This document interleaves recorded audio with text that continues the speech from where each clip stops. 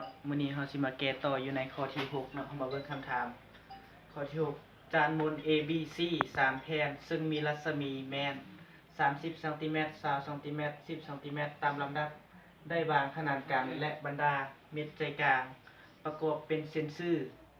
1. A กระจายแสง B และ C กันแสงระยะห่างระหว่าง AB บ่เปลี่ยนแปลงและเท่ากับ 1.2 เมตรจงคิดระยะ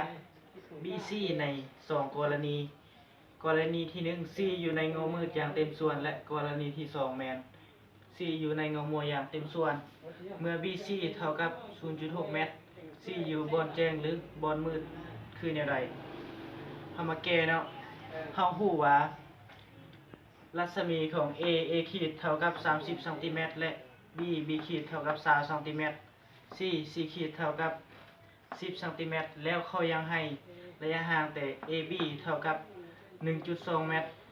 หรือเท่ากับ120ซนซึ่งเขาให้เฮาซอกหาก็คือจุด OB เนาะก็คือจุดนี้เนาะซึ่งเป็นเงาของแสงเมื่อ A เป็นจุดหุ้มของแสงเมื่อกระทบใส่ B และ C เนาะแล้วเขายังต้องการซอกหาก็คือ BC และก็ CO เนาะเฮาอิงใส่หลักเกณฑ์ตาแรกเลยเนาะ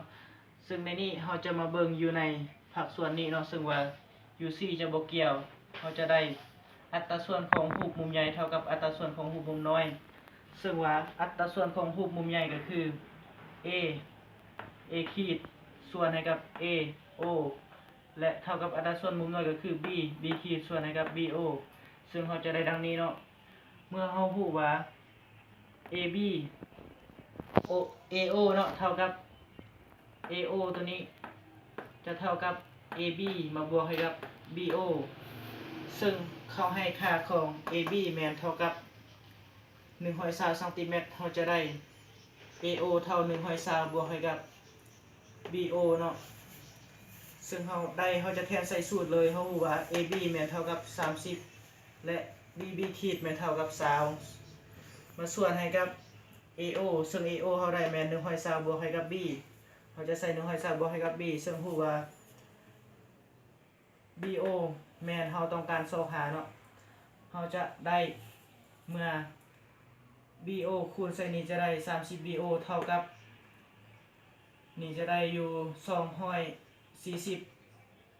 2,400เนาะนี่เนาะเพราะว่า120คูณให้กับ20จะได้อยู่2,400มาบวกให้กับ20 BO เนาะเมื่อเฮาใหญ่ที่มีตัวรับคือกันก็คือ30 BO ลบให้กับ20 BO เท่ากับ 2,400 จะเหลืออยู่10 BO เท่ากับ 2,400 เมื่อเฮาถอน BO จะได้ 2,400 ส่วนให้กับ10จะได้อยู่240ซนแล้วเฮามาสอบตัวที่2ก็คือ BC เนาะซึ่งเฮาก็อิงตามหลักเกณฑ์ตาแรกคือเก่าเนาะอันนี้ซึ่งว่า A จะบ่เกี่ยวเนาะเฮาจะมาเบิ่งอยู่ในจุดนี้เนาะก็อิงใส่คือเก่าคืออัตราส่วนของรูปมุมใหญ่จะเท่ากับอัตราส่วนของรูปมุมน้อยซึ่งอัตราส่วนของรูปมุมใหญ่เฮาใส่เป็น BO ส่วนให้กับ BB ขีดเท่ากับ CO ส่วนให้กับ CC ขีดเขาจะได้ดังนี้เนาะแล้วเขาต้องการซอกหาก็คือจุดนี้คือ CO เขาทอน CO จะได้ CC ขีดคูณให้กับ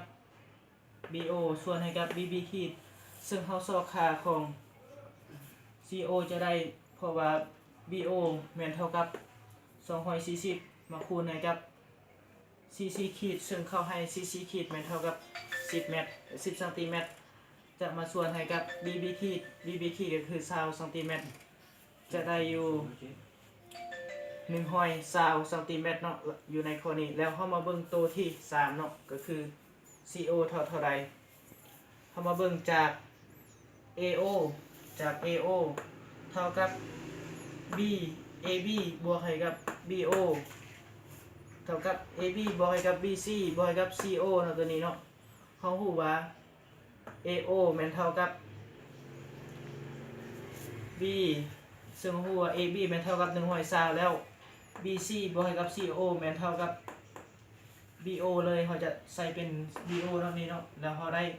120บวกให้กับซึ่ง BO แม่นเขาสอบได้240เขาจะแทนใส่240เมื่อเขาสอบค่าของ AO ทั้งหมดจะได้อยู่360ซนเเอามาแทนใส่ตัวนี้เลยเนาะจะได้360เท่ากับ120บวกให้กับ BC บวกให้กับ120มาทอน BC จะได้360ลบให้กับ240จะเหลืออยู่120ซนเนาะครับเจอ